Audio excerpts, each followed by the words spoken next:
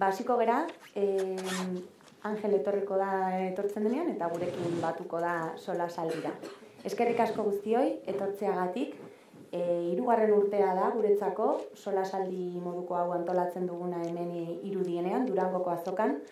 Eta gu zinea atariko lagunak gera, zinea.eus, bezala ezagutuko duzu gehienok, zinea orain, eta ganbara aldi berean. 2 proiektu dira Euskal Zinemarekin lotura dutenak, batetik edabidea zinea.eus, online, edabide digitala, eta bertan, euskarazko zinema dugu bereziki aztergai, baina kanpoko zinema edo gure mugetatik kanpo egiten dena ere interesatzen zaigu noski, eta hori ere jarraitzen dugu, eta horren berri ematen dugu gure atarian, egunero, albiste, reportaje, elkarrizketa eta abarrekin.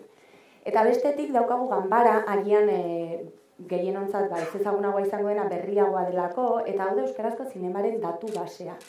Horrek esan nahi du bertan biltzen ari garela euskaraz egin diren eta euskarara ekarri diren film guztiak. Beraien fitxa sortzen dugu eta, hainbat datu biltzen ditugu bertan, ezta? Eta ez soilik filmak, baita film horietan lan egin duten profesionalak, enpresak, jaialdiak, erakundeak eta bestelako dokumentuak, doktorego tesiak direla edo bestelako ikerketak. Beraz, norbaiteke interes aukiko balu, edo hemendik ateratakoan pixkat begiratu bat eman nahi badiozue, online topatuko gaituzue, bai zinea eta bai ganbara.eus helbidean eta hori, denontzako tresnak direla eta espero dugula zuek ere erabiliko dituzuela.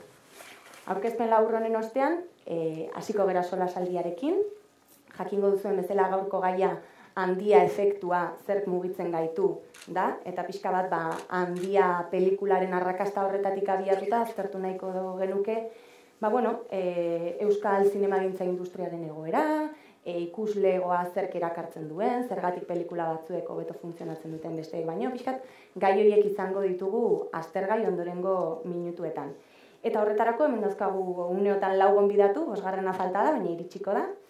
Eta labur-labur aurkeztu egingo dizkizuet, segurenik gehienek ezagutuko dituzue, baina behintzat labur-labur gogorarazteagatik nor diren. Alde batetik nire albotik hasiko naiz eta jarraituko dute Aruntza. Iratxe Fresneda irakaslea, ikerlaria eta kazetaria, berak ikusentzunezko komunikazioan doktorea zera, eta EHUko Gizarte eta Komunikazio Zientzien Fakultateko irakaslea, ezta? Hainbat erabiderekin kolaboratzen duzu, Radio Euskadi, Gara, Berria, eta abar, eta baita zinemagilekin eta zinemarekin lotutako beste organismo, erakunde eta abarrekin, ezta? Iaz, 2016an aurkeztu zenuen zure lehenengo dokumental luzea, Irrintziaren oihartzunak, Donostiako zinemaldian, beraz, zinemagilea ere bazara. Jarraituko dugu, zigorrekin, zigorretxe beste, geografian eta historian lizentziatua zu, eta gaur egun batxilergoko irakaslea, eta orientatzailea Donostiako institutu batean. Zinematografiaren historian eta estetikan ere espezialista zara, eta Letras del Cine aldizkariko erredaktorea eta sortzailea izan zinen. Zinean buruz kolaboratzen duzu, irratian hainbat saiotan, urte luzez gainera eta zinema argitalpenetan ere bai, eta ikastaroak eta hitzaldiak ere eskaintzen dituzu, pixkat zinemaren inguruan, ezta? Bere alboan Amaia Serruia, gaurko gonbidatu gazteena, zuk ikusentzunezko komunikazio ikasi zenuen Bartzelonan, eta gero 2014tik Donostia zinemaldian ari zara lanean, orduan sartu zinen zinema ikasleen nazioarteko topaketak pixka bat kudeatzera, eta gazte epaimahaiaren kudeaketan, eta gaur egun hautespen batzordeko kideatzera, kideri gazteena kasu hortan ere bai. Alboan Santi Leone, historialaria, zure berria eta notiziaz taldeetako zutabegilea, hainbat liburu kaleratu dituzu, eta historia aldizkarietan ere kolaboratu duzu, artikuluak idatzi dituzu, baina guk zinezale alderdi horretatik gonbidatu zaitugu, beldurrezko eta fantasiasko zinema horretan ere jantzia, eta sare sozialetan ere zinemaren inguruan aritzen zera, bereziki Twitterren eta zuzen, beraz, zure iritzia ere asko interesatzen zaigu. Hauek oraingoz 4 gonbidatuak, falta dena Angel iristen denean aurkeztuko dugu labur-labur, baina, hasiko gera pixka bat proposatutako gaiekin, ezta? Nik hasteko, jolas moduko bat proposatu nahi nuen, agian, ez dakit, ausartuko zareten, zaila da, ezta? Zerrenda bat ekarri dut, hainbat euskal pelikula, azken urtetako hainbat euskal pelikularen zerrenda bat, eta nolabait haien inguruko zuen iritzia jakitea gustatuko litzaidake. ez denena, asko, lau dauzkat hemen, baina igual, labur-labur bizpairu hitzetan ze iritzi duzuen. Eta iritzi hori, nahi baizu hortik jarraitu dezakezu, zer baldintzatu duen edo zer uste duzuen eragin duela iritzi horretan, ezta? Zerrenda izango litzateke alde batetik Aupa Etxebeste, 2005ko pelikula ezaguna, Asier eta Biok dokumentala, kasu honetan, Loreak, arrakastatxua, eta Amama. Duela 2 urte, Donostia Zinemaldian saio ofizialean lehiatu zen hori. Orduan ez dakit, Iratxe zurekin hasiko bera berriro, edo beste dozeinekin. Ez dizuet esan, baina gustatuko litzateke denon arteko solasaldi bat izatea, beraz, edozein momentutan norbaite galderaren bat edo komentarioren bat egin nahiko balu, altxa dezala besoa lasai asko eta parte hartu dezala denokin solasaldian. Orduan, ez dakit, iritzia eman nahi diguzun edo zer uste dezun kasu batzuetan baldintzatu dezakela zure iritzi hori euskal pelikulekiko. Galdera trampa da, badakizu, ez da? Bai, fuerte haste gara. Baina jokuan sartzen gara. Jokuan sartzen gara eta, nitzako horiek lau gitxi direlako aukeratzeko, horien artean aukeratuko nuke Asier eta Biok, eta Loreak. Zergatiak, Asier eta Biok irudu zitzaidalako oso lan ausarta, bere unean, oso baliabide txikiekin, eta oso aurkezpen formal berezi batekin, ezta? Badauka horrelako ausardiaren sarna hori, eta niretzako hori oso importantea da zineman. Bestetik Loreak ere iruditu zitzaidan, Moriarty taldearen horrelako pelikula interesgarri bat, zergatik, emakumen pertsonaien lanketagatik, eta baita ere, Javier Agirreren argazkigintza maite dudalako, eta baita ere Mikel Serranoren zuzendaritza artistikoa, ez da? Bere lan asko gustatzen zait, ez da? Eta horiek niretzako, oso pelikula interesgarriak izan ziren bere garaian, eta gero baita ere sortu zuten oihartzunarengatik, ez da? Horrelako aurrerapauso bat eman zutelako zenbait esparrutan azaltzen dut hau. Batetik, Asier eta Bioren kasuan, Euskal Herrian bizi genuen gatazka horren inguruko bestelako diskurtso bat aurkezten zuelako, niaren elementu hori sartzen, eta oso ongi egin zuelako, eta horrek ere sortu zuelako horrelako bestelako dinamika bat, eta eztabaida bat gizartean, ezta? Eta zineak gizartean horrelako eztabaidak sortzen dituenean niretzat interesgarria da, berez. Bestetik Lorearen arrakasta ere produktu, bezalaxe interesgarria ikertzeko iruditu zitzaidan.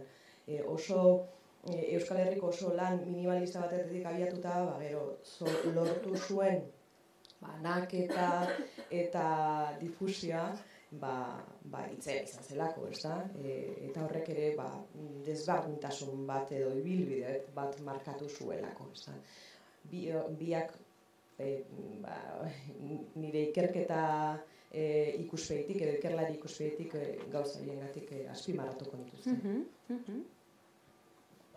Nire txanda hori.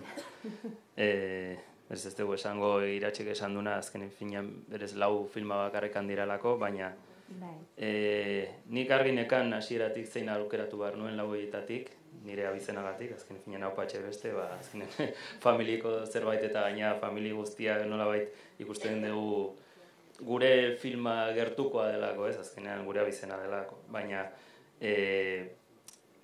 baita ere aukeratzen dute Aupa Etxebeste bide berri bat esan genezake zabaldu zuelako. Ez hainbeste behar bada zinematografian, baina bai euskarazko zinematografian.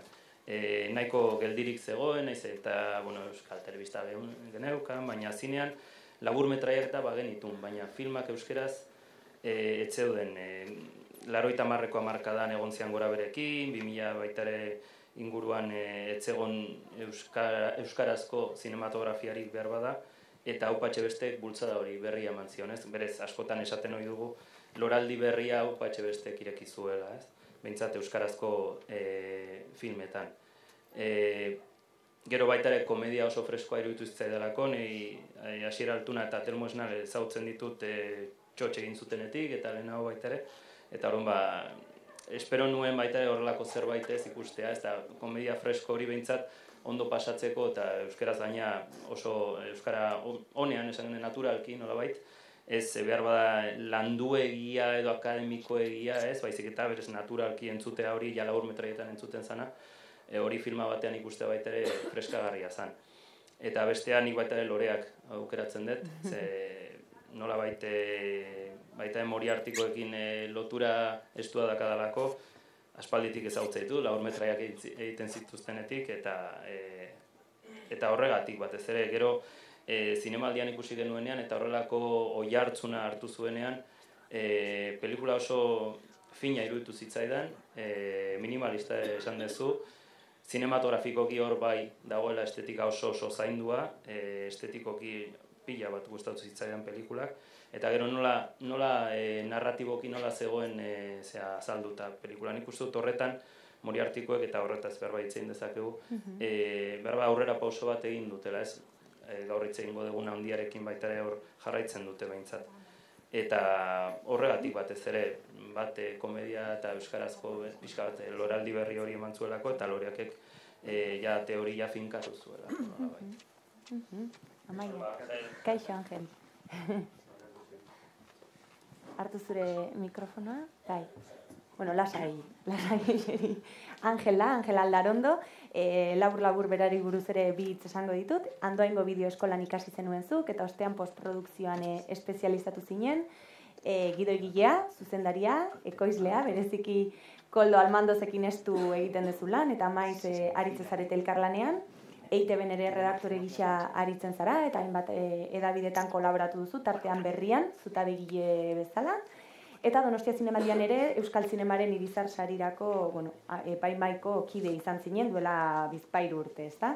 Beraz, Angel ere gurekin daukagu, eta jarraituko dugu, proposatu diedan galdera da, hori, 2 pelikula aukeratu ditzatela zerrenda batetik eta beraien iritzia eman dezatela, edo iritzia ematera ausartzen ez baldin bazarete, zer baldintzatu duen edo ze faktore uste duzuen eragiten duela iritzi horri sortzerako orduan, ezta? Ez jarraituko dugu Amaiarekin, ez dakitzuk, Amaia. Ni ez naiz bustiko, ezin ez busti. Guretzat, zinemaldian dauden pelikula guztiak, ona dira guztiak, eta ondo iruditzen zaizkiogu.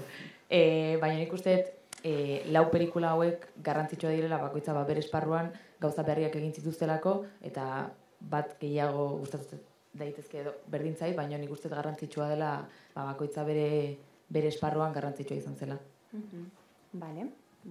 Zuk, Santi? Ni guztiko naiz. 4 pelikula horietaik nik alde batetik loreak aukeratuko nuke, eta aukeratuko nuke gainera gero handiarekin konparazioa egin izateko. Susmoa dut gainera, konparazio horretan igual handiak kaltzaile eta politzatekela, baina horretan izateko gara gero. Neri loreak ikaragarri fina dibitzaidan, komplexua nola lantzen dituen personaien sentimenduak, ikuspuntuak, eta gaia ere hurbila sentitu nuen. Pixka bat, bizi ez izandako baten, historio baten gaineko gogota delako, ez gertatuko zen, ez dakit, deskubritu izan badu nork egortzen zituen lore horiek edo. Eta azkenean, eta gero aktoren lana ere ikaragarri ziren, bai, batez ere, itziar ipuinorena eta batez ere nagore aranbururena, txarra naiz izenekin, zein ongi duten. Eta bigarrena, Amama aukeratu dut, interesatu ez zitzaidan filma izan zelako. Nire ustez hor, abia puntuan bada euskal tradizioaren gaineko gogo eta esoteriko bat, hori Oteizarra eta neolitikoa eta nogei Amama horiek, eta ez dakit nola. Eta gero horren gainean, euskalduntasuna irudikatzeko manera bat niri interesatzen ez daidana edo erakartzen nagoena, ez? Nik uste dut, gainera euskal zinemaren zeregina zein den ulertzeko manera hori, edo manera horrekin nien nagoa dut. Nik uste dut pertsebide batzuk bilatu behar direla. Eta filma egia da, aktoren lana ez ere ona da, nekaragarri ona, teknikoki bikain egina dago, baina ni espertu dut. Eta, horregatik. Kontrapuntua nola baita, hartzeko. Zuk, Angel, zerrenda izango litzateke. Aupa Etxebeste, Asier eta Biok, Loreak eta Mama.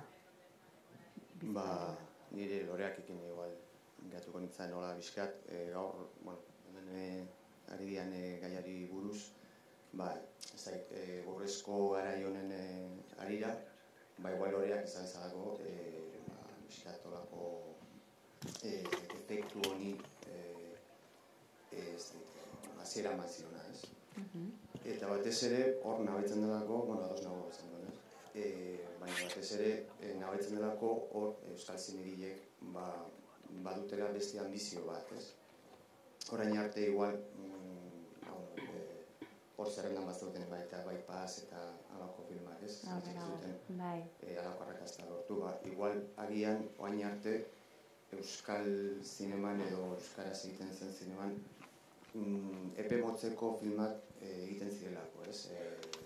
Edo bide motzeko filmak, ez? Zinema aretoetan estrenatzeko, hainbat pertsona ikusteko, baina beste ambiziorik ez duten, ez? Eta Lorearekin nabaritzen da alako nazioarteko zinemaldietan parte hartzeko ambizio hori edo ilusio hori, ez? Eta autoretza bat nabari da hor, ez? Eta ustez hor, efektu sekulako efektuak gotuzun, eta nire ustez handik aurrera gauzak aldatu dira, ez? Justu zuk Xanti aipatu duzu gaia euskal zinemak zer landu behar duen. Gaiak badauka zer ikusia? Zuek nolabait pelikulak baloratzerakoan zer gai lantzen ditu euskal zinemak? Gaiak eragina izan dezake, ez? Gaia aldez horretik, pelikula ikusi baino lehen gai interesatzen bazait, segurazki pelikula hori nire gustokoa izanen delakoan, gaiak behar da izan gauzanek importanteena. Ze nolako gaiak, komedia bat duzunak emotzeko komedioetan, harremanak, gatazka, zierreta bioken bezala, euskal gatazka, baina nik uste dut, azken batean kontatu beharko litekea Euskal Herrian gertatzen diren gauza, baina gauza horiek gure perspektibatik pasatuak, baina gauza horiek segurazki unibertsalak izanen dira. Hori Anderren bezala. Anderrek zer kontatzen du? Baserri batean gertatzen da, baina gizon batek nola onartu behar duen bere homosexualtasun kontua. Hori baserri batean gerta daiteke, hiri batean edo Berlinen gerta daiteke. Kasu honetan, kutsu hori eman dio edo girotua dago Euskal Herrian. Eta horrela ikusten dugu euskal film bat dela, euskal film dago, baina edo Loreaken ere, azken batean gaia unibertsala da. Gero gai horiek publikoak unibertsal gisa ikusten dituen edo ez, hori beste kontua da. Nik susmoa dut, igual aurreratzen ari naiz ez, baina handiaren arrakastan eragin izan duela bi protagonistak gizonak izateak. Alegia, feminismoak dio, gizonen historioak unibertsalak edo bezala ikusten direla, eta aldiz emaztekienak edo emaztekien historioak dira, ez dira historia unibertsalak ez, eta hori Loreaken adiz ikusten da, ez? Azken batean protagonistak emakumeak dira, edo Anderren ere ikusten da, ez? Hor, protagonistak homosexualak dira, edo 20 egunean filmean ere protagonistak emaztekiak dira. Film honak dira hirurak, baina horrak ez da handiak izan du, ez? Eta ni susma dut, ez, teoria bat, edo hemen botatzen dudana, behar bada hortan ere pisoa izan duela hori, bi protagonistak izanak izatea. Behar ezak izan zen galdera. Gaiaren garrantzia, baina, interesantea. Izan dezake, baina ez da igual gauzari garrantzitsuna.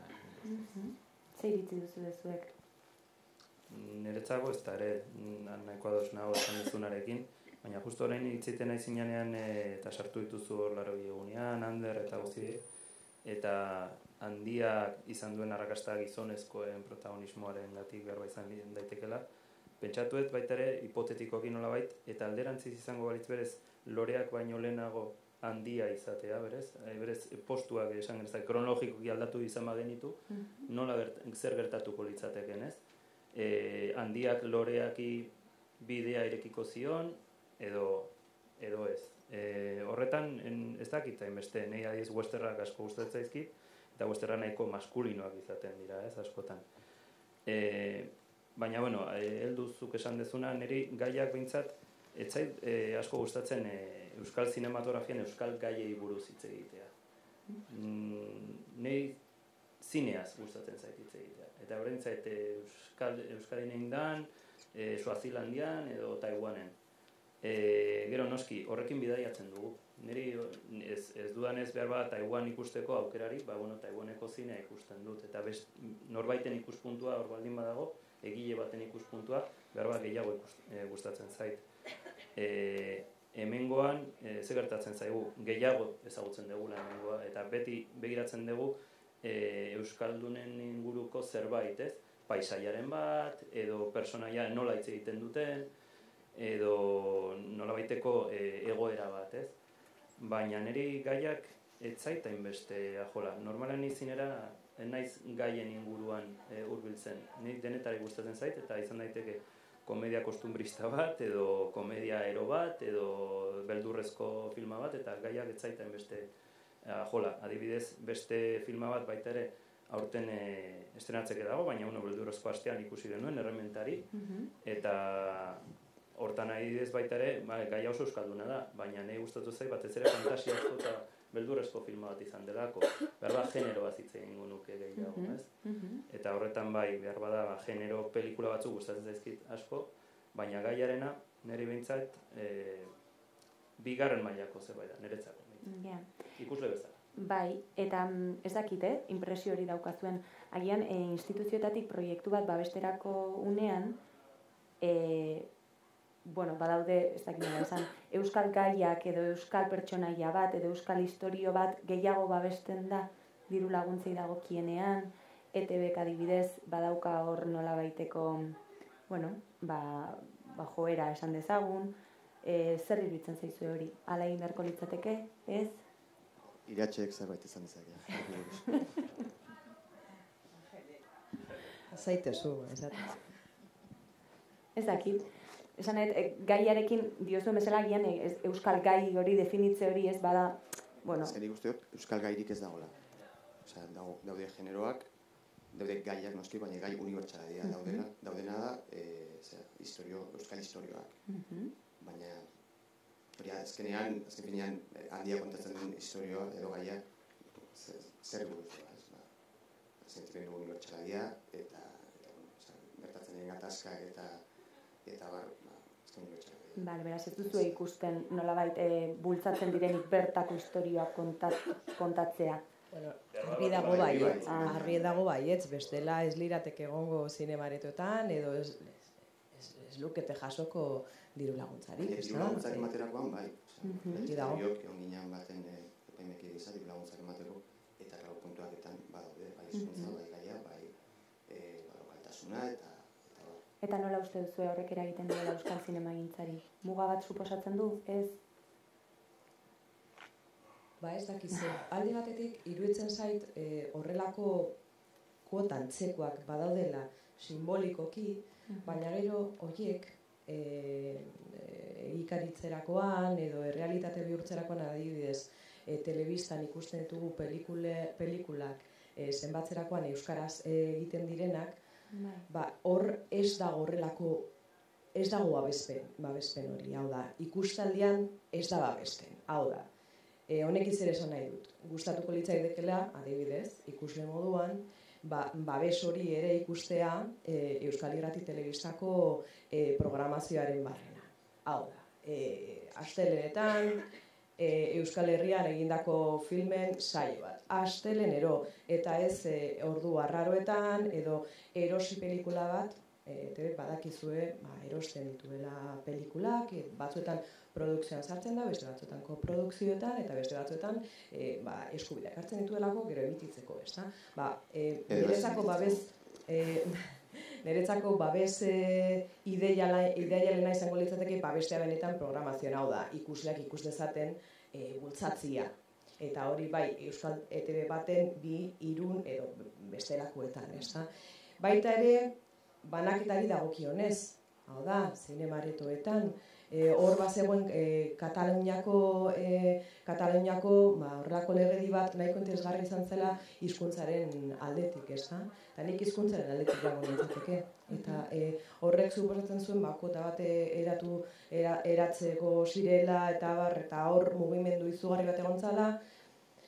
Eta hori egitea nik uste dut biderik une honetan egokina izango litzatekeela.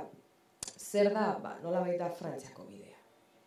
Eta Frantziako bidea niretzat zinemagintzari dagokionez edo bertoko zinemagintza bultzatzea, artistikoa, industriala, konpratuta dakagu, honena, dela artistak ere besterakoan, ez da? Legediarekin, ez da? Beraien egoera ez bakarrik kobratzia filmea egiten dutenean eta gero langabezira jatea, baizik eta badaukate horrelako estatus berezi bat, segurtasun sozialean, ez da? Kontratu berezekin, eta urtean zehar zuzendari artistikoa baldin bazara, 3 hilabetetan lan egiten duzu, baina urtean zehar babespen bat daukazu, eta ez dut gehiago. Etzeiten nahi zehar, pizka bat baita ere, esan genezake, egitura industrial bat beharko genuken horretarako. Edo plangintza zehatzago bat, norabide bat, benetakoa, ez bakarrik folklorikoa. Diot, ez bakarrik puntuala, momentuz, folklorikoa zut bakarrikera negatiboan esaten, ez da? Esan nahi dut puntuala, osea, baldin badaukagu sekulako zinemaldi bat Euskal Herrian, eta bada zinemaldia, buru belarri jarri behar dugu geure burua hori babesten, eta horre eramaten. Baldin badaukagu horrelako baratze bat, teknikoekin, artistekin, gidoilariekin, babes dezagun baratz hori, behar den moduan. Osea, politika serioekin, ez horrelako laguntza puntualekin, momentuka, eta.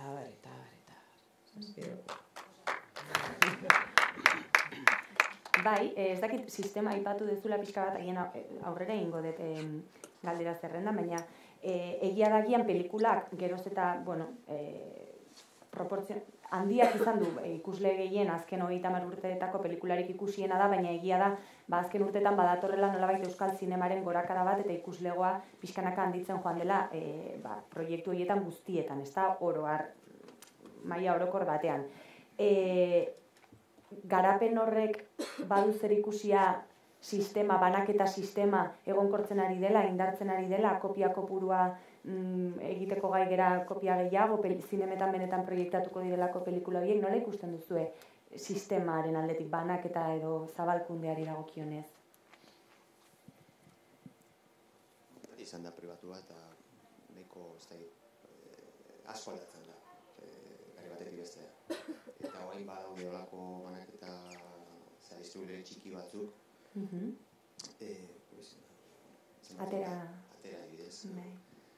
Eta, lan txukun egiten ari dira, ez? Bizkat, beraien jarre desberdina da. Dena distribuidora ziren nahiko handiak eta bakarri produktu oso komertzialak ateratzen zituzten, ez? Eta, orain badago produzio txikiagoak edo lantzen eta zaintzen batez ere, zinemaldietan eramateko eta hori asko laguntzen ari da, batez ere, zabalkunde horretan.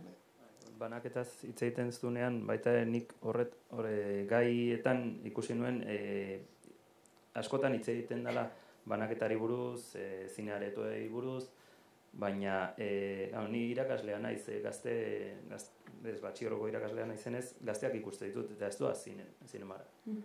Beraiek mobilak erabiltzen dituzte, mugikorrak erabiltzen dituzte, internet, hori baita ere, plataformak daude ez, aurten adiez, zinemaldian, plataforma digital bateko pelikula bat estrenatu da ez, Borjako Beagarena.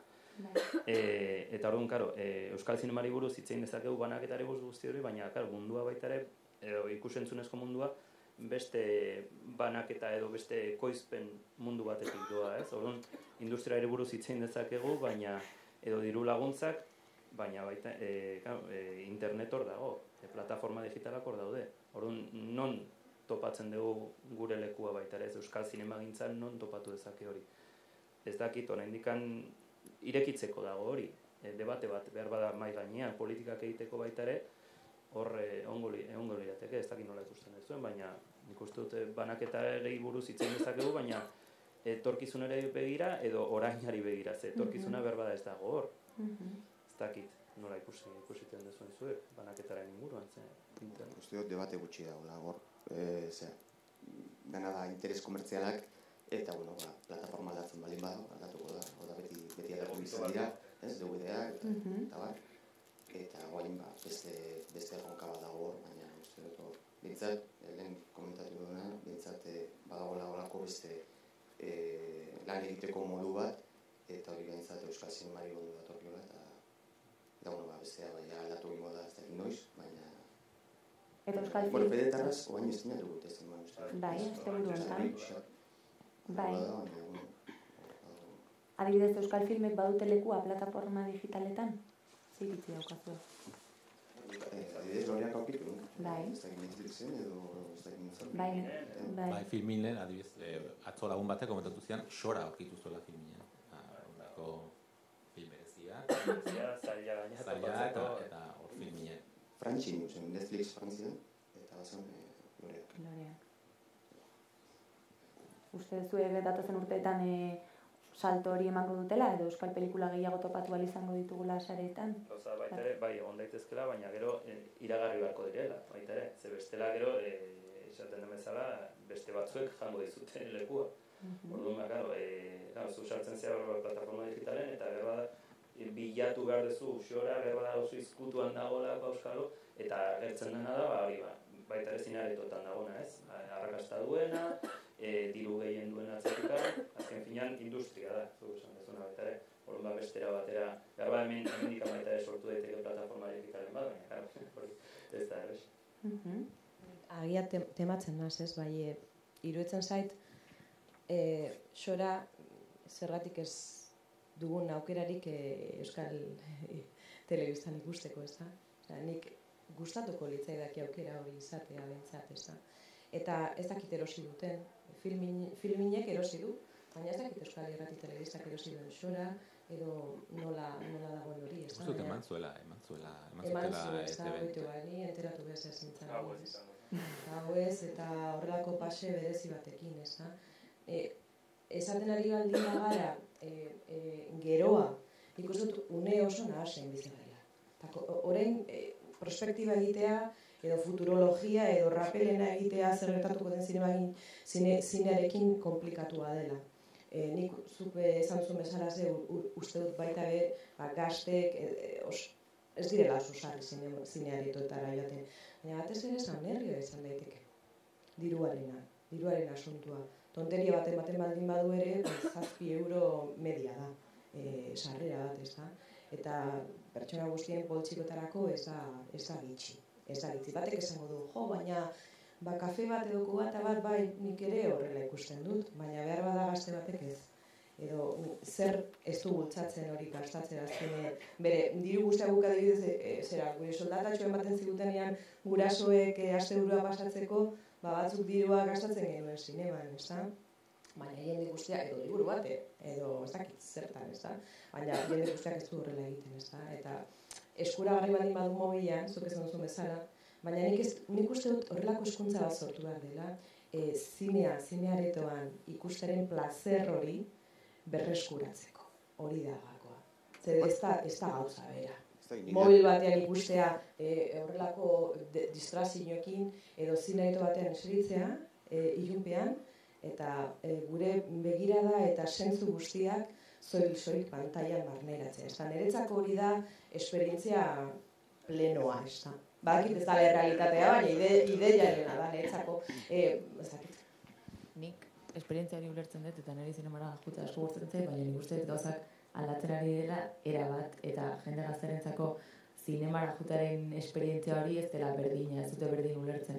Nik uste eta aldaketa dela imparable esatearen, eta guk adibidez zinema aldetikan ere bai distribuzioaren aldetikan, eta bai nola kontsumitzen diren, pelikulak nola kontsumitzen diren aldetikan, pentsatu behar dugu asko nora joan gaitezken, eta ez dakit, nik uste atzera bueltatze hori oso zaila dela, eta nik uste horretan pentsatu baino gehiago, pentsatu behar dugula nola formula berria pilatu errealitate berrienetara moldatzeko, eta hemen ondo godeko ez dakit. Bai, eta nien hau oso adoz iratxerekin, nire gustatzen zaite zinema aretora joatea, baina ez dut uste nahi eta ez zinema ikusteko modurik hoberena denik. Zinema aretoan orai jendeak mobila pizten du, pelikularen erdian, edo zera hasten dira solasean, edo ez dakit, sortxo egiten dute. Eta etxean ni DVD zalean nahi. Eta etxean DVD-an, jatorrizko bertsioa ikusten duzu. Zerbait ez baduzu ulertu, gebela, botatzen duzu pelikula, zerbait gustatu bazizu berti ikusten duzu, DVD batean espenak izaten dira, elkarrezketak, making of-a, ez dakit nola. Eta, gaur egungo telebista batzuk handiak dira. Ez dira zinemako, bai. Eta ez dakit, noraino ari garen, zinema ikusteko manera jakin bat defendatzen ari, edo noraino ari garen gure adina salatzen, ez dakit. Ez que esperientzi guztiz desberdinak dira. Zu komedia bat ikustezu lurrezko pelikula zineman edo zure etxean ikustea aldatzen da pelikula. Lako katarsi bat sortzen da eta... Bai, diferentziak dira, baina ez nahi eta ez bata bertzea baino hobia. Ez hobia, ez desberdina. Eta nire ustez, intimitate bat ikusi dezakezu etxean, eta zuk izan zuen abantai guzti horiek, baina batez ere sozialki eta batez ere katarsi bat sortzen delako. Azkenean pelikula, komedia bat ikusten, beste barrak eta laguntzen zaitu zuri ere. Bai, baina gaur egun gertaiteke emanaldi pribatu izatea zinemareto batean. Alegia, zu joatea eta bertzin horre... Ez que zinearetoan egiteko egina dago, diot, badago gauza bat dela soinua, bada pantailaren handitasuna, eta horrek ez du zineareto batek ematen dizun guzti hori, zuk ez duzu etxean. Ez daukago, ni behintzat ez, Osa, ez naiz Michael Jackson, oraindik ez daukat zineareto bat nire etxean. Baina, Santi, nire ustez, nik telebistaren kontsumitzailea naz. Txikitatik. Niri telebista gustatzen zait. Ni telebistarekin ezinaz. Euskal telebista baita. Euskal telebista baita. Euskal telebista baita eta zuk egite dituzun programa baita ikusten dodaz. Telebista kontsumitzen dut. Interneteko gauzak bai. Osea, nik ikusentzunezkoa kontsumitzen ditut. Zer esan nahi nuen bestearekin? Ez dezagula galdu zinema areto batean sortzen den esperientziaren plazer hori ederra dalako baita ere. Nik ez dut kuadro baten fotokopia ikusi nahi do, batzutan ikusi dezake, jakiteko ideia bat egiteko. Nik kuadro originala ikusi nahi dut. Edertasun hori pintore batek egin duen kuadroa da bere kuadroa ikusteko eta ez fotokopietan. Eta hori da sarritan gertatzen dena, zer produktu batzuekin daudela zinema aretoetan ikusiak eginda, eta ez mobil batetarako hor ezin dugu edertasun hori sentitu, zine emozioa da. Eta emozio horiek sortarazteko badaude baliabide artistiko asko eta tekniko asko zinema aretoetan sentituak izateko sortzen direnak. Eta hori, baina horrek ez dago kontradizioan baita ere bestelako plataformekin. Ez da Andres Arbat ondino. Osea, hau da, eta banintz behar bada oso modernoa izango nintzateke, eta gustatuko litzaidakeela webseriak ikustea edo dana dalakoa. Nire amak egiten den bezala ez da? Ez daude kontradizioan, baina esan nahi dut, ez dezagula galdu zinemaretoetan sortzen dena. Ikustaldi kolektibo horretan edo bakarkakoa edo ero horretan. Nire ustez ez da horren beste aldatu, gaztera juten dira zinema. Osa, nire zinemara juten naiz, koko ikustera edo animaziozko pelikula, zigozko pelikula bat, eta gaztera daude, baina barra-barran. Claro, normalean gazte burutan, edo ikusleen egunean, eta bat, baina juten dira, eta nire jobek eta esan nire, guazen zinema, eta baina askotan. Gauzak aldatu direla, noski, eta beste plataforma daudela, baina nire txikitatia, VHS-ean ukan etxean, eta zinemara juten zera, etxean ikusten dituzun pelikula, baina ez dut uste gazteeko lako zinemaren kontra... Gauza da, hezkuntza zinematografikoa ez daukatela baita. Hori bai, batez ere. Nik adiz ikusle gazteak noiz behinka ikusten ditut, oso noiz behinka. Ez dira, behar bat zaleak. Hori gauza, noiz behinka juten dirala, pelikula bat ikustea, asteburutan. Denbora pasatzeko. Eta ez zure garaian, zure kuadriako... Baita ere juten ginen, baina gehiago juten ginen baita ere. Baina zeolako beste... Eta merkeagoa zelako baita ere. hori asko egiten du. Bai, ni ikaslei behintzat galdetzen didanean, esate dute, beti garestiegi da, beraientzako. Jungo zinatekete merkeago izango balira, galdetzen diet. Eta esaten didate, bai, zergatik ez. Baina berba beste zerbait dakago egiteko, baita ere. Ni adiez zine aretoetatik, printzipe zine aretoetatik irtetzen naiz, eta irtetzen geanak ditugu hori 40 gora, eta justo, dagoen, Santelmo plazan daude gazte guztik botegiona egiten. Printzipe aretoetan, justo egun daukazu koko, eta beste guztiak nagusientzat dira, ez? Normalagoa da nagusia erotea. Bai, beste hezkuntza baita ere dakaulako nik uste dut. Antigo berrin gauza aldatzen dira. Bai, hor bai. Beste erabateko baita ere, publikorako baita ere bideratzen dituztelako filmak, ez? Pelikularen arabera ere bai, ezta? Filmak. Agian, bueltatuko gara pixka bat izenburura eta bueno, zertara etorri garen, eta zinemara joaten garela, argi dago, baina zergatik joan gara era masiboan handia ikustera? Zer uste duzu eragin duela horretan? 80.000 ikusle horien arrazoia zein izan da? Ustez, baldintza asko daude horrez. Baina, ni berriz loreak egiten monuke, eta batez ere zinemaldiak egin duen ez da apustua edo kasualidadea den, baina batez ere zinemaldiaren efektua da. Loreak egin hasi izan, mama, eta aldearen arrakasta hori jarraitzen du, ez? Eta ere, baldintza pilo. Nire ustez, pelikula ederra dalako, eta hori hausago eta funtzionatu du. Eta gero, gero baita, pelikulak badukela horrelako magia bat, ez? Edo behintzat, ja trailera ikusita, eta gaiari buruz, noski historia bauka, ez? Zerbait kuriosoa eta ezberdina, ezoikoa. Eta horrek ere nire ustez laguntzen du jendea zinemara bat, ez? Egun egiten zu beste pelikula politiko bat, edo terrorismoari buruz, edo ohiko den gai bati buruz, eta ziurazki ez du horren beste jendea baten, ez? Baina horrek bauka ez da egituako produkzio handi baten itxura, eta ez da zinea juteko gogoa ematen dizu, ez? Eko bijunoa da ez da kontzeptu hau, baina nire ustez Beste hori ditziz? Batez ere oi hartzuna, eta kritika gaina esan genezake, ia aldez aurretik esan genezake, bazeudela orokorrean prest pelikula gustatzeko. Gero, pelikula gaina ona baldin bada, orduan kritika gehiagotzen dezu eta hobetzen dezu, esan genezake ikuspuntua. Zinemaldiak egindako oi hartzuna eta saria baita jasotzeak asko egin du. Baina saririk gabe baita ere ikustu izango zuela. Moriartikoek egiten duten lana, baita ere hortikan loreaketik, 80 egunetik, berez, esan genezake arrapala da etorri dela dena, ez? Eta segida batean, eta nolabaiteko emaitza bat dela.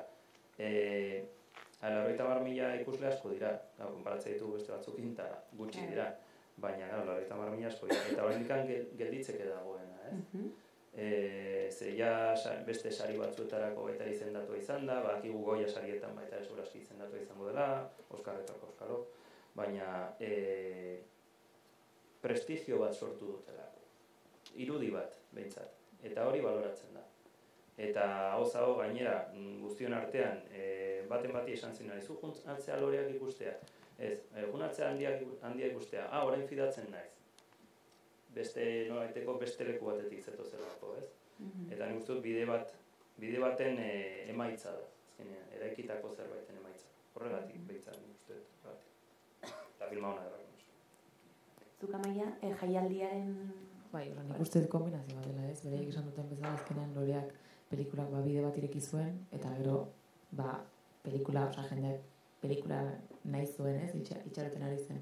Eta gero, zinemalditik pasatzea eta sariak lortzea eta kritikatetik ondo juntzitzaion, eta nik uste azkenean kombinazio bat dela. Eta gero gaiaren kontuan nik uste hemen garrantzitsua dela, ez da?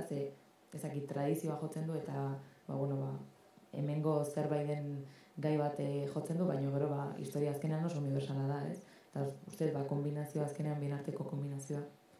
Eta pelikula hona dela, ez? Azkenean. Askotan esaten da igual Euskal Zinema ikustera joaten gerala militantziagatik. Kasu honetan, ala izan dela uste duzu, edo aipatu dituzen arrazoiek behintzat ez daukate zer ikusirik horrekin? Ez, nik ez dut uste horregatik izan denik, ez. Gainera nik militantzia kontzeptua zer du nik militantzia lotzen du pelikula txarrekin, Bueno, pelikula txarra da, baina euskarazkoa denez ikusi behar dugu. Lautan hori egunean sinatu dutenean, lankide batek errantzidan, pelikula ikusi daiteke militanti izan gabe. Fiska bat hori izan didete. Nik handia, niretako arrakasta handiko pelikulak misterio bat dira, irutasun zain da bezain misterio handia. Baina honetara etorrita, zer, erranen dut, niri pelikula guzti dira, nire hau ukitu egin duen. Baina uste dut, arrakasta izateko prezio bat ordendu behar izan duela. Eta prezio hori izan dela, nire ustez, simplifikazioa edukian. Uste dut, edukian aldetik loreak edo lautan hori egunean film komplexuagoak direla. Eta honetan, zenbatean da, neurri gabe handitu den norbait historia. Baina normal izan nahiko luke norbaiten historia. Eta nire kitxo, ez da hola perzik. Ongi dago, eta nahi dut, zer hori nahikoa da, pelikula hon bat egiteko, eta pelikula hona da. Baina nik uste dut, aurreko bi pelikuletan ikusten genituen zera sentimendu komplexu horiek edo ikuspuntu diferente horiek hemen desagertu genituen. Eta aldiz, forma ikaragarri landua da. Forma zera giroz historikoa,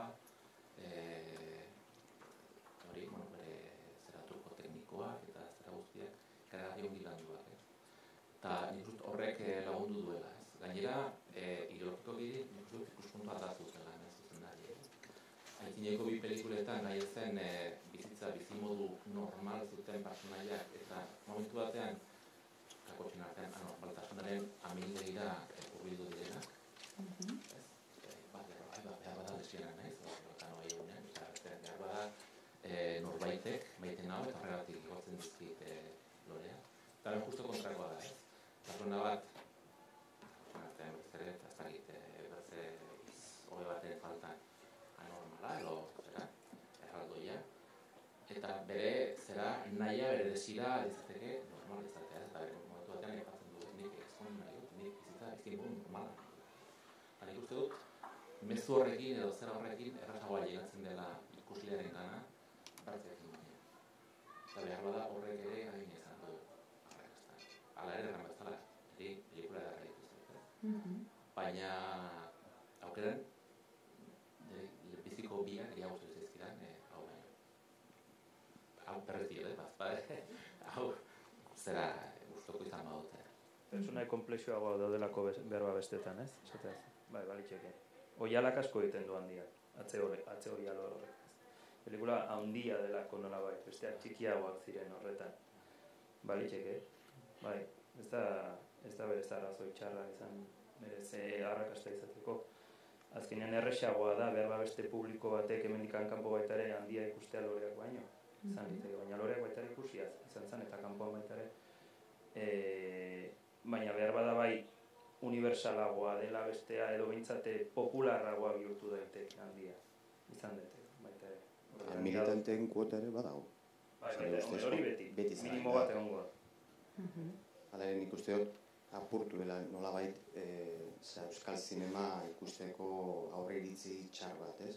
Militanteak ez direnen artean, jalorearekin eta mama eta barrekin, hori nazioarteko zinemaldi baten ikustea, eta horrek ematen dizugu gogoak ikusteko, ez? Eta baita euskaldunek ez diren artean ere, hori publiko berri bat topatu dute. Eta uste dut baita militanteek aldatzen doa zela, gero eta exigenteagoa dira, eta batez ere gazte horria militantzia gutxi dago, eta nire ustez hori osasuntxua da, nire ustez hori helburua ez, jendeak jutea zinemara, euskal zinema ona dalako, eta ez euskal duna dalako ez. Baina kuota hori nire ustez beti izango da, edo bueno, ez da ditu. Ja, dosago, nik uste dut baietz, baina nik gara niruen ezin zaiola berez zinema zalea ezten bati, edo maiz zinemara joaten ezten bati, zera ezin zaiola eskatu pelikula bat ikustera joateko bakarrik euskaraz gina dagoelako, ez? Nik uste gara jori ja garritua dagoela, ginditua dagoela, zorionez, eta orai eskatzen zaio, edo eskaintzen zaio pelikula on bat, eta horregatik, bai, euskaraz egin dago, hori guretako plus bat da, baina militantzia hori ez da, igual, kuota horiek enduta ez da faktore erabakiarena. Eta nik dut hori hona dela. Bai, gero, aipatu ez duzuk Zigor Moriartyren, ez, lan egiteko modua, edo ezaugarri, azken batean ezaugarri berezi batzuek dituen ekoiztetxea da, badu epe aldetik badirudi pelikulak egiteko epe luzeagoak erabiltzen dituela, beraien lan egiteko sistema ere berezia da, ez da, azkenean zuzendariak txandaka aldatzen doazelako. Ze mailetan uste duzu arrakasta daukala Moriartyren funtzionatzeko moduak eta beraien ibilbideak pelikula honen arrakastan? Nik uste eta asko baduela. Baina behar bat behaiek ez aurre ikusiak. Ez dut uste aurre ikusiko zutenik behar bat horrelako arrakasta izango zutenik edo hasi zianean behintzat Jonekin eta besteekin baita hitz egiterakoan ez genuen hitz egiten, no? Zinemaldiara, jongo gara, noiz baiten, eta esaten, venga, bale, zuela aurmetraia jarraitu egiten. Baina egiteko modua oso artisautzan esan genezak edo eskulan gintzan oinarrituta dago, horrela behintzat nik ikusten dut. Beraien lan egiteko gaina ez dakate, edo behintzat nik ez ditut horrela ikusten, ez dituzte dominak jartzen. Eta horre baitare taldea berdintzen du. Denak daude maila beretsuan. Denak gehitzen dute historiari, eta hori nabarmentzen da. Zinea zerbait kolektibo bezala ikusten dute. Edo behintzat nik hori, behar bat nik baita nik horrela ikusi nahi dudalako, baina ezagututa beraiek nola lan egiten duten, humilak dirala, ez dituzte hori domina horiek jartzen, lehenengo mailan daude, baina ez dute esaten lehenengo mailan daude. Eta banatzeko orduan baita ere, humiltasun horrek nik uste dut laguntzen duela asko. Eta produktu fina eta gaina nolabait zintzoa delako. Egiten dituztenak, ez dago berba, nik ez dut uste saldu nahi dutenik beste zerbait ez dutena, ez dagoena pantailan. Eta horrek badiz, ambizio falta hori komilartean, behar bada baita ere pelikula hobeagoak egitea bideratu dezak. Ez nago oso ados. Hau da, bai, ados nago milak direla eta oso jatorrak dira, oso artistak eta gure dozuna altuak, errubiak, ederra, ez dakit, gure dozuna ez, baina humiltasunarena ez da bakarrik arrakasta lortzeko baliabide bat. Hau da, badaude oso arroak diren zinema zuzendariak eta sekulako arrakasta eta sekulako pelikulak egiten dituztela eta niretzat... Ales de la iglesia, adibidez. Ales de la iglesia, adibidez. Ez dakit, baina asko dira mundu mailan, ez da? Eta gainera hori saltzen du pilo bat. Gainera, hori, gizonezkoak, ez da? Ez dakit. Ikusten dute lan kolektibarena bai, horretan ados nago zurekin, lan kolektiboa da, baina beti, pelikula guztiak lan kolektiboak dira, pertsona askoen artean egiten direnak, baina zuzendariak badauka marka bat, eta badauka baita ere helburu bat, eta hori da bere lana, eta bera da sarritan da burua, eta horrelako produkzioetan, eta batzuetan autoprodukzioetan gizon emakume orkestak izaten direz, eta hori ez da ego kontua batzuetan, baita be, egoak laguntza zaituelako aurrera joaten, ezinbestekoa da, baina ez da bakarrik ego kontua, ez, horrelakoa da dalako sortze lana egin behar zubidoia, eta hauek sortea daukate lortu dute horrelako sinergia bat sortzea eroen artean, adizkerazun sinergia bat, non borroketan ibiltzen dira lanaren hauez eta berriro eta diskusioa eta ota bestea, eta horrek sortzen duelako gatazkabietatik gauza ederrak sortzen direlako. Eta hor suertea da. Sarritan ez da hori bidea beti izaten zinegin artean, baina bakartasunen ibiltzen dira asko, edo laguntzaile oso honekin. Baina, bueno, ez nago ados. Zehaztasun txiki bat dituko nuke, zen oso mila dira, baina ambizio handikoa, eta artistikoki eta ambiziorik horrena. Zela ez lukete handia bezalako pelikula bat, egingo, ez? Eta txentxua produkzioak ere, horti hildo berekidoa ez dira asamblearioa, baina bai, proiektuak egiteko orduan oso ambizio handikoa dira, eta guztia zaintzen dute, eta benetan... Hombre, ziur, humilak esan dut, baina lanean, ez dut esan nahi, ez zinean sartzen baldin batzea, azken finean pelikulak ikusgarriak izatea nahi duzu, ez? Banatu behar dituzu, ekoizpena handitu dezakezu, noski behaiek geratu litezke laburmetraiak egiten, eta noski osatu eman dute. Eta hortan, ambizioa badago, noski, bestela ez, baina lan egiteko moduan, ari ez nahi hori baloratzen, eta hori ditzat, behar bada baita ezagutzen ditu. Nibe, baina badakite industrian hori ez duela funtzionatzen. Hau da, humiltasunak ez zaitu bakarrik horrelako arrakasta batetara eramaten. Ez da, humiltasunarekin, mugitu gaitezke adiskien artean, baina gero hortik kanpo beste gauza batzuk behar dira, ez da. Eta, hori, izan daiteke guk gertu ditugulako hori sentitzen dugu eta hori gustatzen zaigu, ez da, baina espektadore ez doa zinemara. Produktore beti izan diak tiguroiak. Barkatu? Produktore normalean beti izan direla tiguroiak. Ez humilak. Gehienek, bueno, han izan ez. Harin batekoak eta gazteak, izan behartzea tiguroiak bat. Diru laguntzea bat itxuzu, pribatua ere lortu behar duzu, eta jarrera bat izan behar zure filma defendatzeko, bai erabidetan. Zuk aipatu dezulen, bai Txintxua eta bai Moriarty, ez da, biak direla oso perfekzionistak. Zergatik uste dezuen nabarmentzen direla bi ekoiztetxe hauek euskal zinemagintzan? Zen, gero badaude beste produktu asko oso kalitate honekoak, eta ez direla horren beste entzuten, edo ez direla. Zein uste dezue izan daitekela arrazoia? Zaila da, labur batatzeko, ez da egiteko.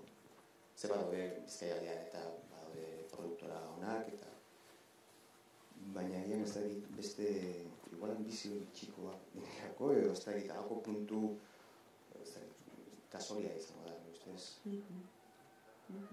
Eta gainera, ez dakitzuei hala irutzen zaizuen, baina badirudi proiektuak txandaka argitaratzen dituztela. Ez diotela elkarri zapaltzen, edo hori da agian guri sortu dugun impresioa.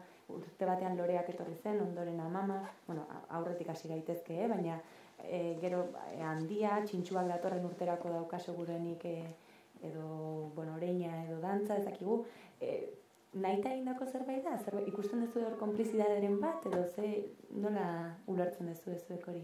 Derra, nahita ez, baina ateratzen ari dela horrela, bai. Kasualia da. Kasualidadea da. Ezinezko da, olako proiektu bat atea, azten zer, olako proiektu batekin diru laguntzak eta muitzen, eta hori urte askotako lana da, eta data batzuk dituzu, eta hori kasualia izaten da. Bueno, kasualidadea bai eta ez. Natorre. Txintxua edo Moriartyko ez dute grabazio bat, rodaje bat, beltuko esterno bat, bestea dagoelako. Baina badago gauza bat, eta badala empirikoa. Hau da, ni orain filme bat muntatzen ari banaiz, ezin dut bestea montatu aldi berean. Eta orduan hor badaude tekniko talde horietan mugitzen diren teknikoak oso antzekoak, eta ia berdinak izaten direnak, eta balin badaude pelikula bat montatzen ezin dute aldi berean beste pelikula montatu. Eta hori, horrek ez du esan nahi egiten dutela, venga, ora, zure pelikula egingo dugu, eta datorren urtean nirea, ez dut uste, igual afarietan antolatu dute hori, eta ez dakigu hementxe, baina izatez ez, baina bai, tekniko lanak hori gertatzen da, hori gauza erreala da, badauzkagu horrelako mimbre batzuk, eta horiekin horrelako saski batzuk eratu behar ditugu, ez da? Eta hori da gertatzen dena batzuetan, ez da? Ni ere itxoiten ari naz, Galdetzen diote, haizu noiz zaude libre beste horrekin bukatzerakoa. Ez, bukatzen dudanean hau hasiko gara, edo baitu oraindik honekin nago, estrenatzeko orduan, baina bestela oso zaila da, oso zaila proiektu bateatzea eta oso zaila. Hola ibiltzeko, estinatu zure pelikula. Eta nik hor utziko pelikula, urte bete. Ez, klaro, baina badaude badinot. Laburrekin eta berriro nator gauza berbera. Baldin badago prestatuta ez dute hitzartzen, ez dut uste hitzartzen dutenik. Baina dinamikak eramaten zaitu, itxarotera, hau gauza bat bukatu arte bestean sartzen zara, eta, itxarongo dugu, ez dakiteneko amaitu arte, errodaje batekin, hemen dauzkagulako ere saltzan sartu daitezken ere bestelako protagonista batzuk, ez? Baina Baldin bazaude pelikula bat egiten eta rodaje batean, batzuetan itxaron egiten da, ezta? Eta beste gauza bat burutu arte, eta hori oso normala da. Behin eneko film bat amaitu eta urrengo hilabetean zure filmaztezea. Baina gauzak atzeratu daitezke eta atzeratzen dira, eta bueno, hori bai prestotasuna, noiz hasi gaitezke honekin, noiz hasi gaitezke montatzen, noiz hasi gaitezke errodajearekin, babitu hau amaituko dut eta enkajatuko dugu hemen, eta hori gertatzen da. Agendak badaude, ez da? 2018an amaituko da. Barkatu? 2018an amaituko da, hori txanda hori. Bai Moriartik eta bai Txintxoak badute, bentsat Txintxoak badut 2 film, ateratzeko edo 3, bai Tenmorena bat, Patxe Besteren bigarren partea, gero Koldo Armondozen film berria, eta Moriartikoek ere, ez da izan proiektu dituzten horre. Ikusiko dugu, iazte ateratzen den, baina... Gertatu liteke, berez, etzan gertatu, baina dantza hor zegoen... Bai, hori dantza Tenmorena. Eta imaginatu dezakezu, hainbeste urteetan behar bada, zergatik ez zan aurten ezin izan zuten, baina aurten amaitu izan balute, handiakekin topatuko litzateke zinemaldian, segura eski. Ez ki estrategiak ere badaude, ez da? Estrategia komertzialak kokatu artean dira batzuetan, ez da? Noiz bultzatu pelikula bat zinemaretola jateko, edo zinemalditara, eta aurkeztuko dugu Rotterdamen, edo egingo dugu zinemaldian, edo ahaleginduko gara Berlinalarekin, diot. Baina hori estreinu batetik da. Bai, baina baita ere, ni behintzat, produktora izango banintz, produktora benetazkoa, izango banitz, nik horrelako gauzak ere kontuan izango nuke, izango dituzke, hau da, behar bada ez dut nahi handiarekin lehiatu izana, eta nahiago dut, ni iratxe, ez dakit besteok zer egiten duten, eta ez ni bakarrik nire ikuspegitik hitz egin dezaket, ez? Baina preprodukzioan zaudenean, orduan, ni pentsatuko nuke, eta esango nuke, estrategikoki zer den honena nire pelikularentzako. Desde luego, por supuesto. Horren beste diru eta inbertzio eta ordu sartu eta gero, logikoa da. Eta zer da arrakasta euskal pelikula batentzat? 80.000 ikusle jutea hori da arrakasta? Edo zertan gero neurtzen dugu, edo zertara pasatzen da arrakasta hori? Hurrengo pelikula egin alizatera, ni ezagutu nazatela? Zinemareto baten estrenatzea ja nola baita arrakasta bada. Eskolestia estrenatzen edo estrenatzen dira sala baten, hori ez da, orkestren bat egiteko, eta ero, gian Euskal Telebistaren ez dira gotatzen. Zipo Fantasma uste dut, Koldo Armondozen aurreko filma, EITBek ez duen erosi, eta Telebizioan Espainola bai. Ez dago logikarik eta arrakasta zerren, Bai, arrakasta betire filmaren arabera, ez? Behar bada pelikula bat gustatu behar zaionari. Eta publiko jakin horri gustatzen bat igual aski da, ordu Euskal Alegriaren emak bakia baita, ez da igual aretoetan estrenatzeko moduko pelikula, baina nik uste dut militante kuota horretan edo jende jakin zera baten artean arrakasta handia eta film preziatu da, edo ez dakit Beñat Iturriotzek eta Xabi Padinek egiten dituzten laburrak eta amaterrak dira, baina arrakasta dute, berriz ere fantastikoa, zinema fantastiko maite dutenen artean. Gero, produkzio handia bat da, handia edo arrakasta da, alik eta hienak ikustea eta alik eta ditu hiena irabaztea, edo sikiera gastuak bertintzeko edo irabaziak izateko. Beraz, filmaren arabera eta zein zen zuzendariaren edo produktoren edo asmoa, ez? Behar bada badira hainbat maila eta denak ez dira. Bi maila mota daude, ez? Euskal zinema komertziala esan dezakegu mainstream badagoela, hau da bizialetik, bai Txintxo eta bai Moriartikoek bakiten ez eta autorezko zinema egin edo kutsu bat izan, nahiko ikuspuntu jarrera komertziala dute. Badakite zinemaretoetan arrakasta eta zinemaldietan baita, halako arrakasta bat izan dezaketela. Baina badaude pilo bat produzioa, Fantasma, edo Pedalo, edo Los Tontos y los Bastardos, bueno, ez dira euskarazko zinema, Los Tontos y los Los tontos estúpidos, Roberto Bastonen filma, eta badaude, pilo bat film, baina, diana independenteak edo, alternatiboak, ez dakit nola esan, pixkata materiagoak edo, eta horiek, oso zaila da lako distribuzioa lortzea, ez dute. Maila honekoa dira, baita, Ustez adibidez, Los tontos y los estúpidos, sekulako filmona iritu zitzaidan, eta ez dakit estrenatu den,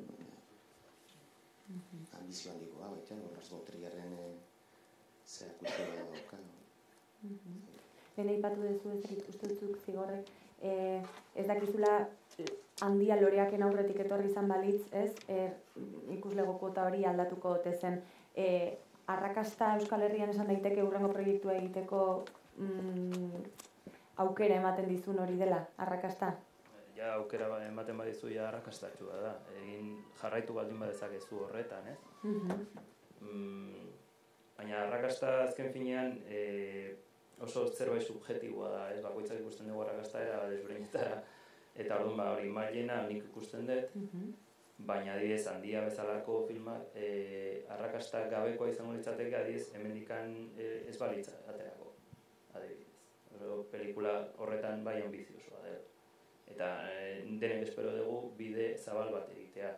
Eta adibidez Espainia inguruan baita pelikula hori ikustea aurre iritzi asko kenduko ditu baita gainetik, eta nik uste dut baita hori arrakastatxoa dela. Arrakasta izan daiteke zerbait komertziala, baina baita ere bideak edo ateak irekitzen dituen norbait, ez?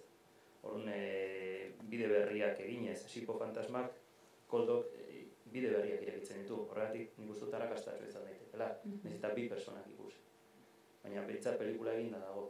Behar bat hitz egiten egia beste zerbaitetaz. Ez arrakasta komertziala, arrakasta estetiko, artistiko, sorkuntzako arrakasta. Eta hortan gauza asko daude. Irrintzaren hori hartzunak egitea, arrakasta bada, egitea, azken finean lorpen bada. Behar bat lorpen azitzein barko dut arrakasta. Arrakasta, kopuruz behintzat, ekonomikoki behar bada ez du arrakasta izugarrizko izango. Edo zein filmak gazteleraz, handia baino ikusle gehiago izango ditu hori argi dago. Era bat aldatuko ez galdera, baina euskal zinegileen artean gaztelaniaz jarduten dutenak eta euskaraz jarduten dutenak maila berean daudela esango zenukete? Adibidez, aipatzen ari garen guzti hauek, eta beste alde baten egongo lirateke badela Iglesia, Uribe, Medem... Berriro ere galdera trampa egiten dugu, konturatu zaret, ez da? Zein iritzi duzue horren inguruan? Behaiek, esan dituzun guztiak baita ez zinean sartu ziranean, behaiek ez dira euskaldunak. Eta joan behar izan zuten Madrilera, diru bila. Eta egin zituzten pelikulak handikan. Noski, horrek bideratu du beste bide zabalago bat, ez? Azken finean, gaztelaniazko merkatu asko zere emankorragoa da. Pelikula jende gehiago iritsiko zaio. Besteek, beste bide bat egin behar dute. Orain egiten ari direna, eta jorratzen ari direna, baita handia filmarekin.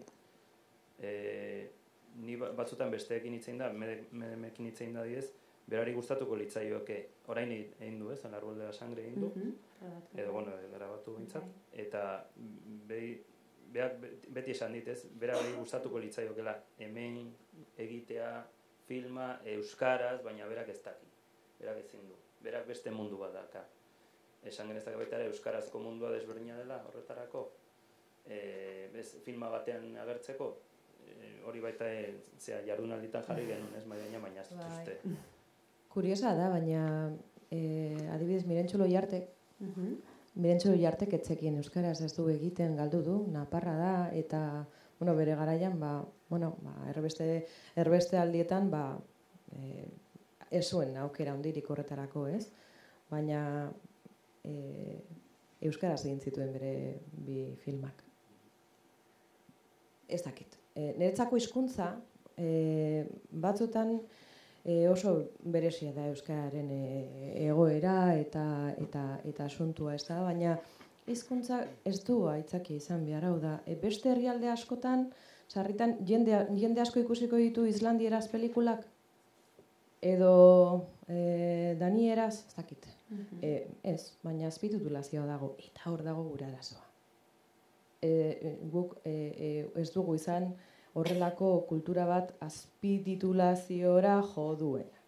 Eta beti bikoizketean ibili gara. Eta erdarazko produktuak ikusten, edo ingelesezko pelikulak erdaratuta.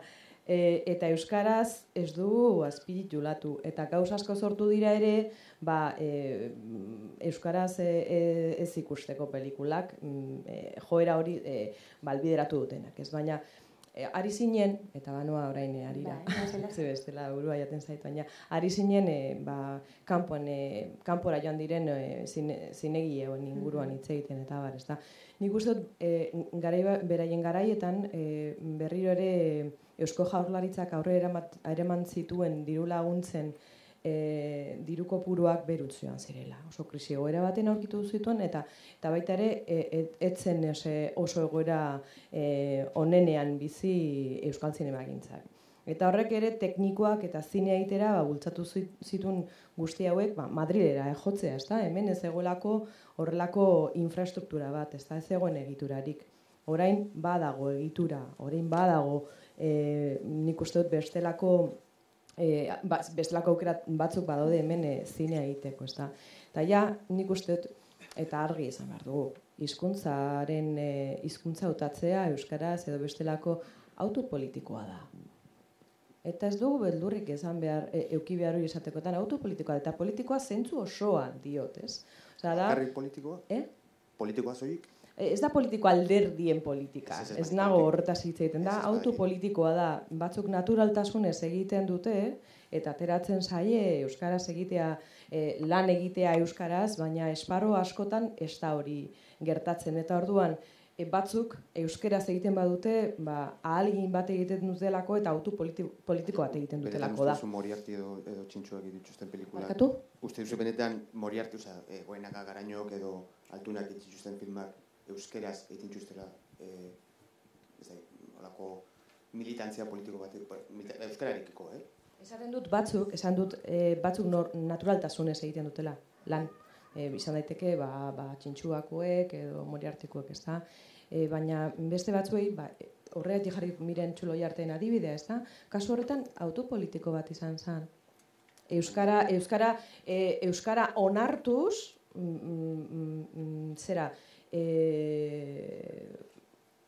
berdintasunean, zinea egiterako momentuan, berdintzala euskaraz edo erderaz pelikula bat egiteko badago horrelako hizkuntz unibertsala dana, ikusentzunezkoa dela, eta berdin da ze hizkuntzatan egiten duzu. Orduan zergaitik ez ekin euskaraz?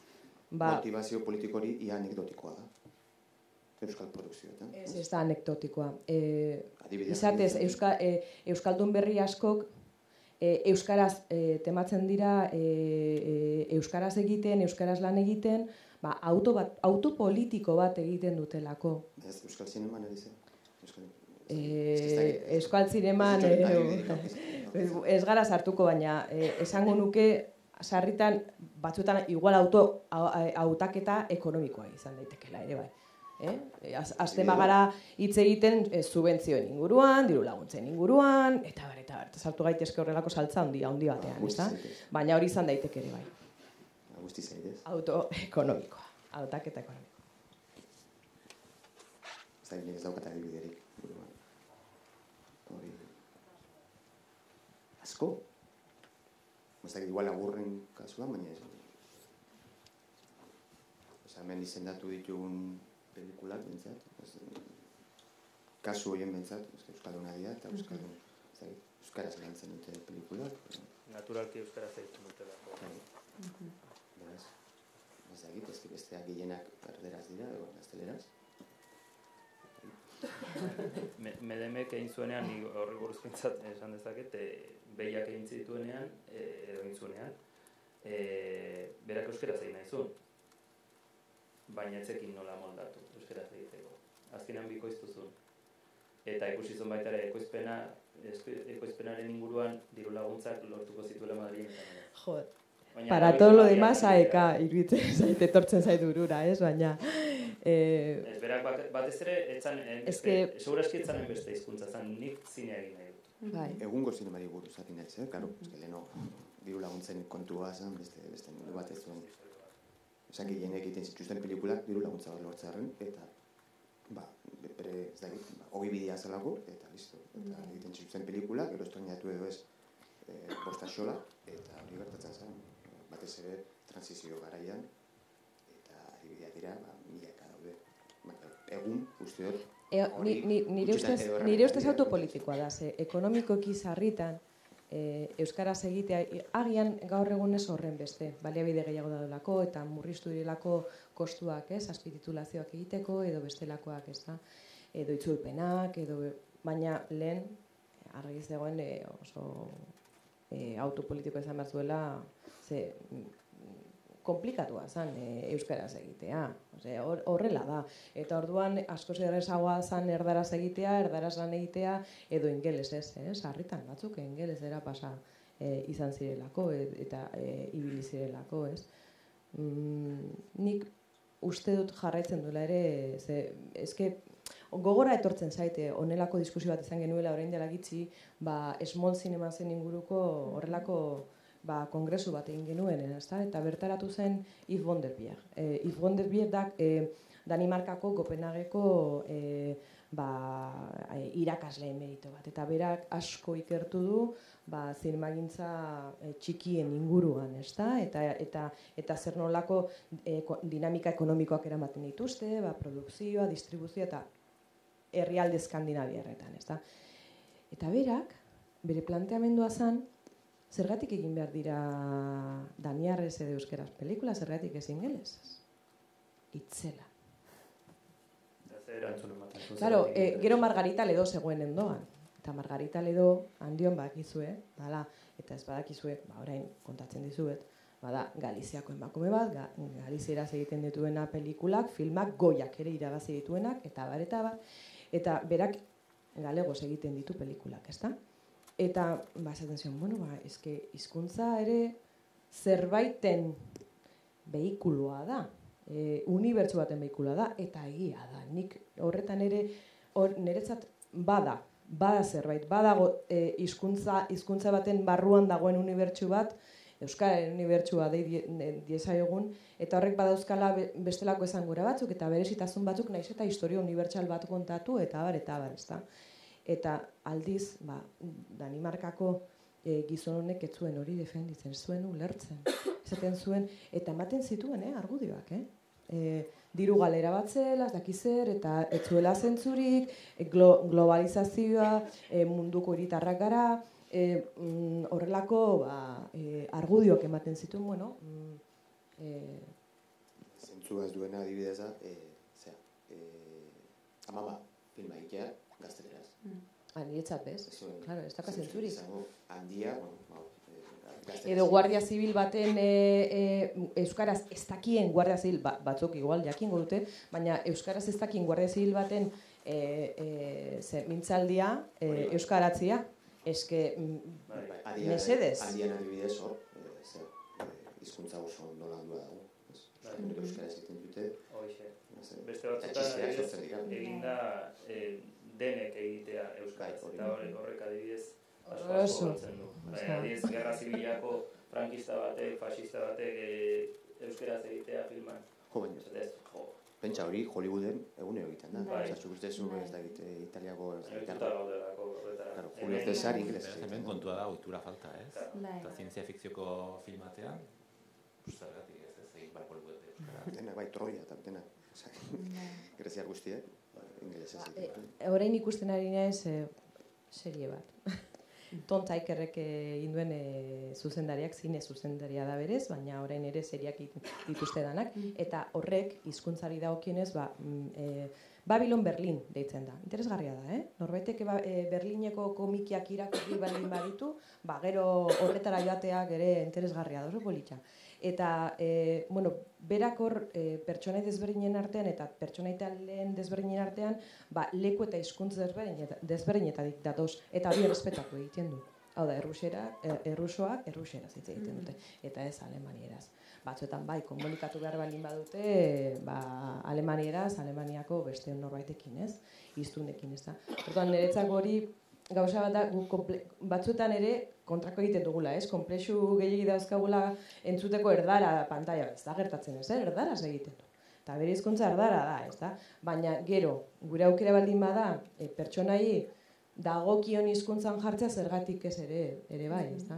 Eta eske bakazen, nik behiak ikusten dotanian, osea, eske niretzat, eta nire pelikula favoritoen artean dago, baina zerbait esan dut, antinaturala den zerbait sentitzen dut pelikulei hori ikusten dudana, ez? Bortxatua. Nik uste hori gehiago dela gure problema, pelikularen problema baina. Ohitura, nik uste dut, aipatu zu ez, amama zera erdaz egiteak eluke zentzurik izan, eta zergatik igual bertzateko bai, ez? Zergatik igual loreak bai, urbanoa dalako. Eta Donostin beste euskalduna izan, zaila da, egunero, denbora guztien zehar. Dago importanta da euskaraz zera hori egin izana, ez? Eta nik uste dut ohitura, zertara gauden jarria, ez? Milak ez da gitu, baina pelikula haunizetan, bigarren mundu gerrari buruzko pelikula haunizetan ikusi ditugu militar alemanak, beren artean inglesez egiten. Are gehiago, inglesez azentuarekin. Baina hori da hizkuntzaren hegemoniarekin, Santi. Bat etorriko zara hori izan delako hizkuntz bakar baten hegemonia. Eta hegemonia ez da bakarrik hizkuntzarena, baizik eta hegemonia kulturala da. Baita, nik esango dut gauza bat. Behiak esaten dutanian, zuek esaten duzu ez dagoela arazorik. Banetzako bai, eta esango dizut zergatik. Behintzat nire amaren euskeraz baserrian hitz egiteko moduan eta gauzak izendatzeko unean batzuk ez dira existitzen erdaraz. Eta hori galdu egiten da. Eta hori horrela da. Eta horrexetik kasu horretan, ez da, beste kasu batzuetan urbanoagoa den kasuen eta horrela, baina horrezna sartzen. Baina kasuak kasua aztertu beharko litzateke hau ere, bai, ez da? Pelikula bakoitza unibertsu bat dalako, ezin dugu dena orokortu beti, ez? Baina adibidez behiak, ez? Nik badakit, gauzak izendatzeko izenak badaudelako, eta egon nintzelako adibidez nire amaren hizkuntz hori, lexiko hori, dokumentatzen, ez da? Eta erdaraz esaten badu, ez, horrela, hori beste gauza bada. Eta orokortu egiten da, erdarazko hitz batzuk ez daude gauza batzuk izendatzeko. Ez dakite, goierrin, edo arratian, edo... Baina, sobresti arrazoia duzu eta nik ez, baina alaren ikerraen nuke oraindik kosta egiten zaigula mundua euskaraz irudikatzea. Eta azken batean gure eskasia hori eramaten dugula pelikuletara eta gure produktu kulturalera. Eta behar bada, problema guk dugu eta ez hizkuntzak. Urbanoa izan eta ere, nik uste dut, saiatu beharko nukela euskaraz irudikatzen eta pentsatzen, ongi dago euskaraz egitea eta ala behar dut. Ni naturalismoaren favoren nago, berak esan duena. Ni ez, ni ez. Naturalismoaren... Nik uste dut ez dagoela ez dara... Behar bat da ikuspuntuak. Bai. Bi ikuspuntuak arrazoia dezue. Azken finean, pelikula batzuentzako behar bat naturalista ez dira izan behar. Beste batzuk behar bada, asko ze errexago izaten. Nire hizkuntza letik bai. Barkatu sartzea, baina ordua bukatu zegula abisatu didate.